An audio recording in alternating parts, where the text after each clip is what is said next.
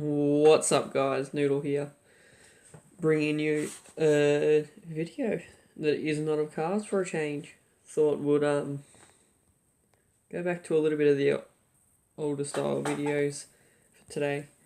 Just want to talk about what went down the week before the drifting, really, and leading up to the drift event and the drift event, because obviously you would have seen by now there wasn't much videos taken.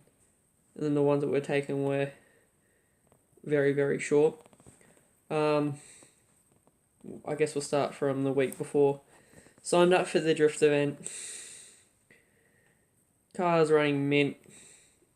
At this point, we're just sort of finishing touches, like bolting the seat pretty much properly in, setting the harnesses, finishing the piping, making sure everything's tight, and so on. Mind you, Monday night's the last night. Monday, the week of the event, is the last day you can pull out to get most of your money back. So, no thoughts about pulling out. The car's ready. First event since November last year, and we get the new motor and everything else. Tuesday, start the car up. Bleeding coolant, whatever we're doing. The timing belt starts screaming its head off. And then we go and see if we can fix the problem. So, Tuesday lunchtime, I'll just do the buy timing belt, pulleys, water pump, all that stuff. So, stressed out 2 days, waiting for it to come.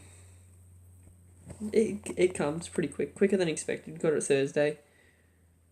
So we've torn everything apart, just waiting for it to get here. Gets here, line up all the markings. That's all good. Now, the car's in time. Everything but the cam angle sensor is willing to work. What do you do? And it's like, it's just a struggle. It's just like, am I just not meant to drive or drift? So,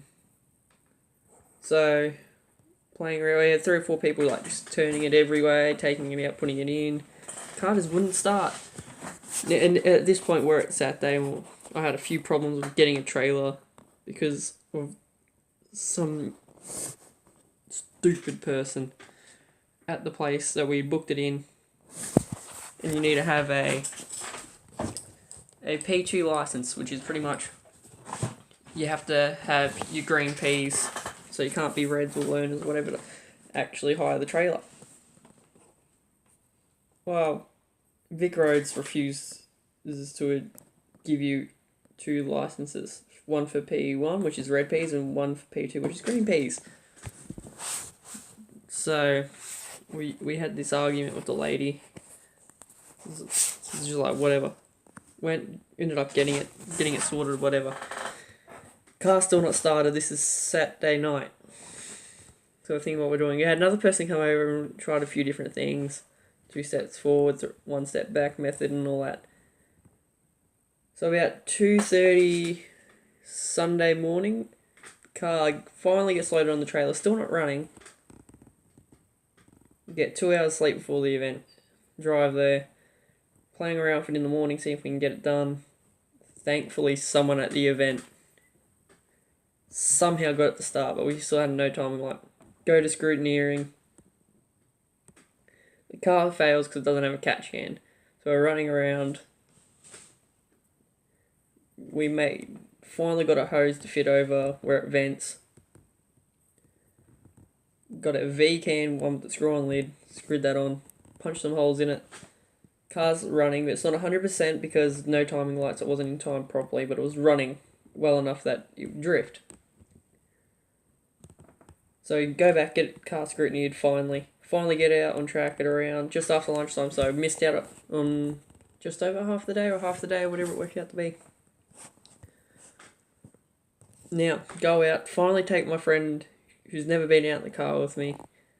He's only 3rd or 4th event going to a drift event to watch. Car's running fine.